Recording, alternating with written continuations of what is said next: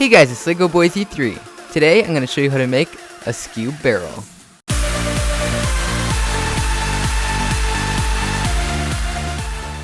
And so today is going to be my tutorial on how to make a Skewb puzzle like this into a barrel shape. And this is a very advanced mod, and so unless you're an advanced modder, I would not recommend doing this. If this is like your 3rd, 4th, 5th mod, then you're probably just going to end up getting frustrated with it and giving up. And so unless you're an advanced modder, I would not recommend doing this. And so I'm going to be showing you today how to do this with a Shengshou Skewb.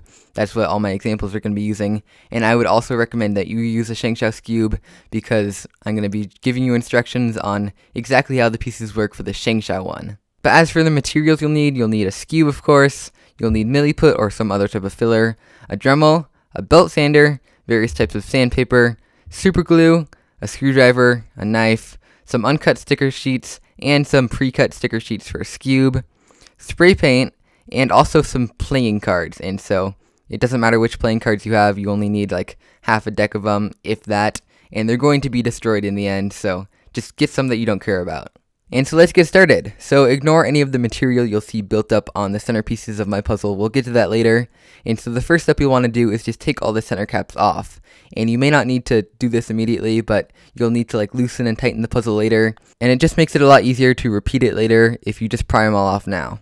And so now what you need to do is take out a corner, unscrew the bottom of it, and pry off the cap. Then take out all the springs and ball bearings you find inside. We'll be putting those back in later. And we're not actually going to be putting the screw back in. So what you need to do instead is take the base of the corner piece and fill the hole with super glue, and then just glue the corner part of it into the hole. Again, do not put the screw back in, just throw it off to the side, throw it away, whatever you want to do with it. We're not going to be needing it. And then what you need to do is just repeat the same thing with all the rest of the corner pieces. Now that the glue is dried, you can reassemble it and get the Dremel out. And so you're going to want to Dremel down just a little bit of these 4 edges of the puzzle, the 4 edges that you're going to be making the barrel out of. Just Dremel it down a little bit until it looks something like this. Now that you've finished that, you can remove all the little tiny plastic bits with a knife, peel off all the remaining stickers on the cube, and then for all the pieces on the 4 faces of the puzzle that you're going to be modding, like extending outwards, you're going to want to just scratch the surface of the piece. So just use a knife and like make a bunch of little cut marks on the surface. Don't do that on the 2 opposite ends, just the 4 other ones. Okay, now here comes the hard part. So what you want to do is get your playing cards like this and cut some of them in half and insert one of them into the puzzle. And now you want to make sure that that card is stuck in place, so you want to kind of hold it down lightly and then get a knife and stick it in between 2 of the pieces that are perpendicular to that kind of, and just scratch the surface of the card slightly like this.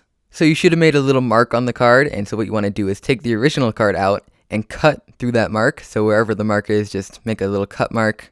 A straight cut mark all the way along. You want to make sure it's straight and very precise. And then you want to put that card back in through the same spot, then get another card and place it next to that card and put it through the slot that you just cut. Now what you want to do is you want to continue the same thing all the way around the cube. And so make some more scratch marks on those 2 cards and insert a 3rd one in.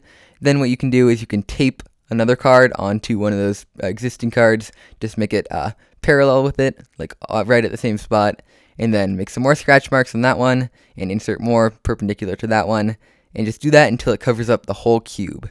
Again, if they need to be held in place, you can use some tape and just tape them to each other very lightly just to make sure that they don't fall apart. Now once your cube looks something like this with the cards all around, you can get your milliput out and start mixing it up. Then use your filler to fill up the 4 center sections around the cube. Just fill it up in kind of a curved shape that would make sense for a barrel and make it around 1 centimeter high.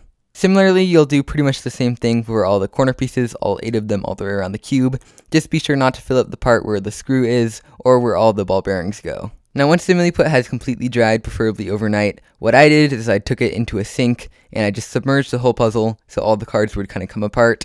I unscrewed all the sides and eventually I was able to pry off a couple of the pieces and the whole cube just fell apart from there. I removed some of the excess paper that was left on there because of the cards, but the rest of it just has to be sanded off later.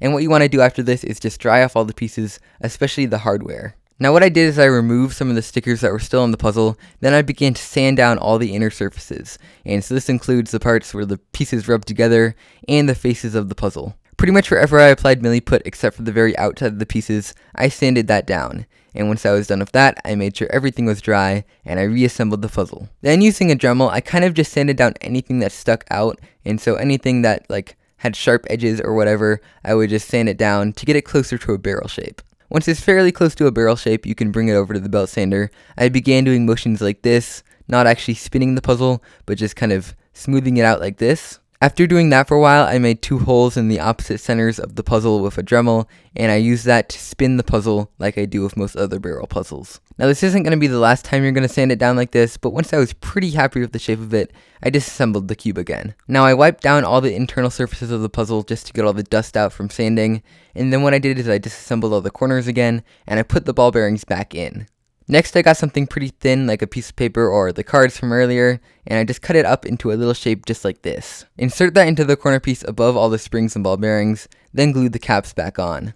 These pieces of paper, by the way, are to make sure no milliput gets into the hardware of the puzzle.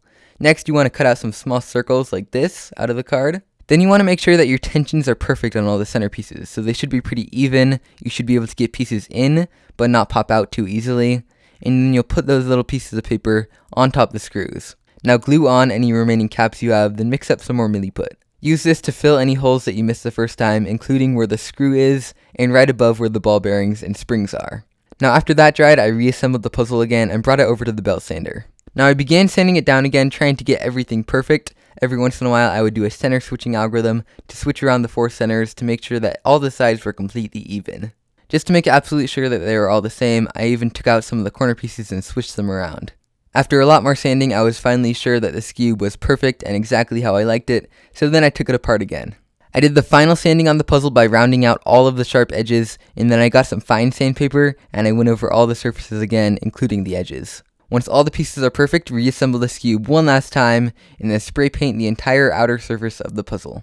To sticker it, I kind of did 2 things. For all the corner pieces, I cut off a small angle at the edge of the piece, and then I stuck it on, and that fit perfectly. But for the rest of the pieces, I had to use some uncut material, and so what I did is I basically just cut the shape out, I kind of eyeballed it, and then I just adjusted it as needed as I put it on the puzzle, and it turned out pretty well. But that's pretty much it for this puzzle. I finished it, and it turned out very well. I'll definitely not be making another one because the process of it was so difficult. If you're a fairly advanced modder and you want to make one, then go ahead.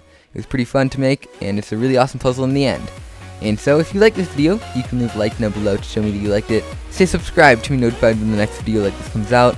And also leave some suggestions down in the comments below for other mods that I can make like this in the future. And I'll see you guys next time.